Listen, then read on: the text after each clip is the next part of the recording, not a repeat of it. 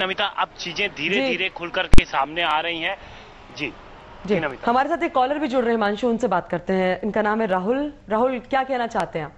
जैसे कि मैम जिस तरीके से घटना सामने आई है, कहीं ना कहीं रिश्तों को तार तार कर रही है। देखिए, हम इतना विश्वास करते हैं अपने फैमिली मेंबर्स पर, और इस तरीके से जो घटना सामने आई है, इससे कहीं ना कहीं विश्वास में कमी आई है। मेरा तो ये कहना है कि हर घर में बहुएं होती हैं, किस घर में नहीं होती, लेकिन सारी बात विश्वास की होती है। अगर विश्वास हमारे को अपने घर के मेंबर्स पर है तो कुछ नहीं है, अगर विश्वास नहीं है तो सब कुछ है।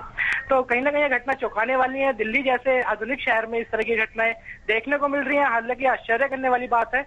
लेकिन जिस तरीके से समाज में परिवर्तन आ रहा है, मुझे लगता है कहीं ना कहीं हमारे को इस बारे में विचार करने की जरूरत है। जी, यहाँ पर हम यही सोच रहे हैं कि नौकरों और ड्राइवरों का पुलिस वेरिफिकेशन तो होता है, लेकिन घर के सदस्यों के साथ भी क्या ये करने की जरूरत है? क्योंकि ये एक कुछ इस तरीके का वाकया है कि कुछ एक इस तरीके का केस है कि किसी को भी शक नहीं हो सकता था। 8 साल से उस घर की बहू थी मीतू, एक छोटी बच्ची की माँ, और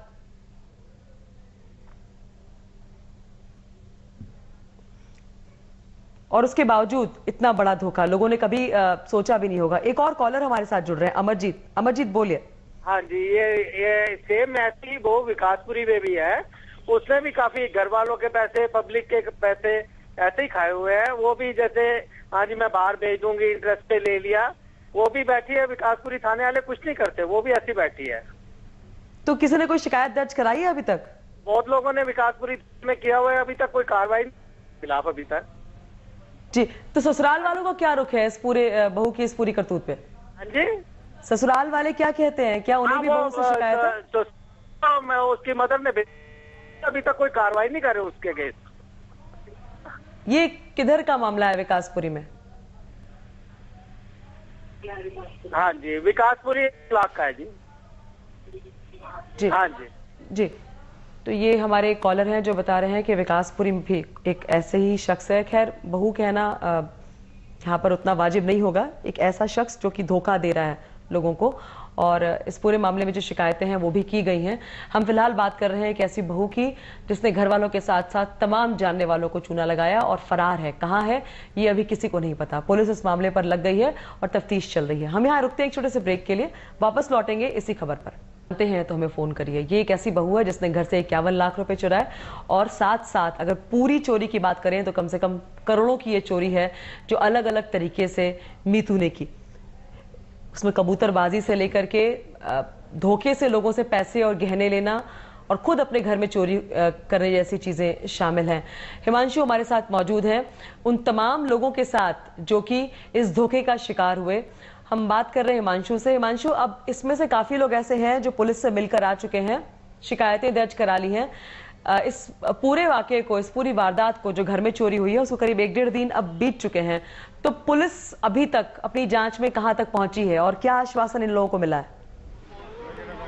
देखिए, पुलिस ने अभी इनको किसी तरीके का कोई आश्वासन तो नहीं दिया है।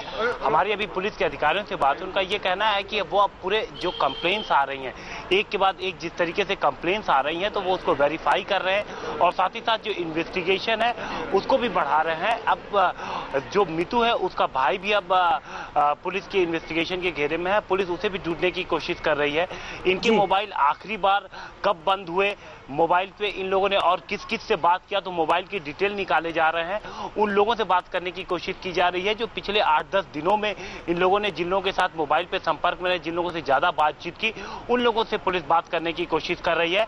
कड़ियों को जोड़ने की कोशिश कर रही है कि आखिर यहाँ पर तो उसने लोगों को चुना लगाया, लेकिन इसके अलावा पहली बात तो पुलिस ये देख रही है कि इसके बाहर तो कहीं इन लोगों ने इस तरीके की कोई और हरकत नहीं की है, और साथ ही साथ इनके साथ कोई और तो नहीं जुड़ा था, कोई और तो नहीं था जो इनको पीछे से इनकी मदद कर रहा था इन सारी चीजों में, या एक तरीके से कहे तो इनको वो गाइड कर रहा था इस तरीके से करने के लिए, और उसके बाद भगाने में भी उसका अपना हाथ हो। तो पुलिस की इन्वेस्टिगेशन अभी इन दिशाओं में चल रही है। जी नमिता। हिमांशु, यहाँ पे ये देखने की बात होगी कि घर में खुद 50 लाख के गहने की चोरी हुई है। इसके अलावा हम ये देख रहे हैं कि जो लोग आपके साथ खड़े हैं, अगर उनका पूरा हिसाब किया जाए तो करोड़ों तक तो हिसाब यही पहुंच जाता है। ऊपर से अगर एक ट्रैवल एजेंसी की बात कर रहे हैं और वो कबूतरबाजी में लिप्त है, तो इसमें बहुत सारी और कड़ियां हो सकती हैं, और ये धांधली जो है, ये धोखेधड़ी का जो ये मामला है, ये बहुत बड़ा हो सकता है।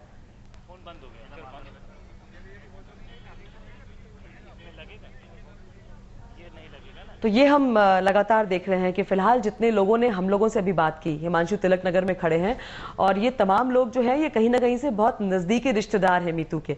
जो लोग हमसे अभी जुड़ रहे हैं उनको खबर हम एक बार फिर बता दें कि मीतू तिलक नगर में एक घर की बहू है और उस पर शुरू में इल्जाम लगे कि 50 लाख रुपए की चोरी इसने अपने घर में की, लेकिन अब जिस तरह से हम और आप देख रहे हैं पिछले 1 घंटे में कई लोग ऐसे निकल कर आ गए हैं जो ये कह रहे हैं कि उनसे भी लाखों रुपए किसी न किसी तरीके से मीतू ने लिए हैं। और इस पूरी चीज में, इस पूरी शातिर दिमागी में सिर्फ वो ही नहीं, उसका भाई और उसकी मां भी शामिल हैं और ये सभी लोग अब फरार हैं। सीधे तौर पर ये करोड़ों रुपए की धोखाधड़ी का मामला है, कबूतरबाजी से जुड़ा हुआ मामला लग रहा है।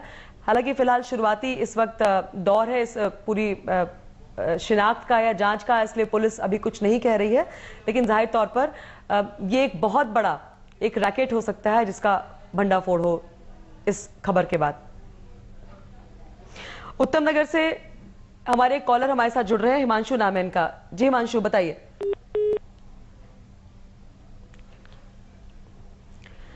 तो ये वारदात जो हुई है उसमें करोड़ों रुपए का लोगों को धोखा दिया गया है, उनको चपत लगाई गई है और इसमें मीतू, उसका भाई, उसकी मां और उसकी 5-6 साल की बच्ची ये फरार है।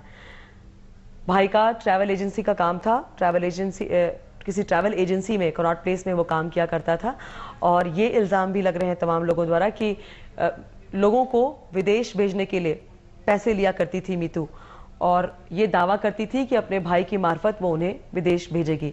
अब इसमें कितने लोगों को और बेवकूफ बनाया गया है ये तफ्तीश के बाद खुलासा होगा। इसके अलावा बहुत सारे ऐसे लोग हैं जिनका जेवर लेके गायब हुई है और साथ ही साथ घर से भी 50 लाख रुपए के जेवर लेके मीतू गायब है।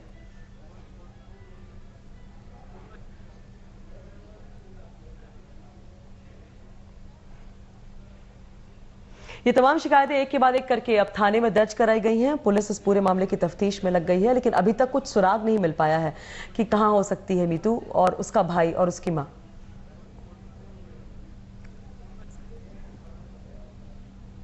एक हमारी और कॉलर जुड़ रही है, राधिका, दिलशाद गार्डन से फोन कर रही है। राधिका बोलिए। हाँ जी, ऐसा हुआ, जो मेरी देवरानी है उन्होंने, मेरे जो देवर हैं वो लोग दोनों अलग रहते थे। पहले तो उनको ये जिद थी कि वो अलग रहना चाहती हैं। जब उनको अलग रहने लगे वो दोनों, फिर उसके बाद जब देवर मेरे वहाँ से गए हुए थे किसी काम से, उन्होंने जो अपने यहाँ का जो उनका जेवर होता है चढ़ता, जो शादी में एक हमारे यहाँ से सारा चढ़ता है बहू के लिए, वो सारा जेवर और जो भी घर में कैश वैश था, उनके भाई आए पीछे, वो सारा लेके वो लोग वहाँ से चले गए। कमरा खुला छोड़ गए, ऐसे ही जो किराए पे कमरा ले रखा था, और आराम से अपने घर में और जाते ही उन्होंने वहाँ पे, ताकि यहाँ जब वो लौट के आएंगे सारी खबर मिलेगी। हम लोग जाते नहीं थे उनके घर पे क्योंकि हमारा सबका जाना ना बंद था, तो किसी को पता नहीं लगा कि वो लोग कब निकल गए, क्या हुआ। जब देवर लौट के आए तब उन्हें पता लगा कि वो दोनों जा चुके हैं वहाँ से सब कुछ लेके, और उधर अपने घर जाके उन्होंने जो डाउरी एक्ट है वो लगा दिया सारे लोगों पे कि उल्टा हम सब लोगों ने, मतलब हमारे घर के लोगों ने उनसे मांग की है पैसों की। जी, तो इस खासकर हम अभी जिस खबर की बात कर रहे हैं उसे पारिवारिक विवाद तो खैर उतना नहीं दिखता जितना कि ये शुद्ध धोखाधड़ी का मामला है, चोरी का मामला है। और देखना यह है कि अब पूरी तफ्तीश से क्या निकल कर आता है और फरार मीतू को कहां से पकड़ा जाता है, क्योंकि शक ये भी है कि कहीं खुद कबूतरबाजी में लिप्त मीतू इस वारदात के बाद परिवार वालों के साथ विदेश का ना भाग गई हो। पुलिस इस पूरे मामले की तफ्तीश कर रही है। इसी के साथ हमारे इस खास कार्यक्रम में इतना ही। लेते हैं एक छोटा सा ब्रेक के बाद कॉमेडी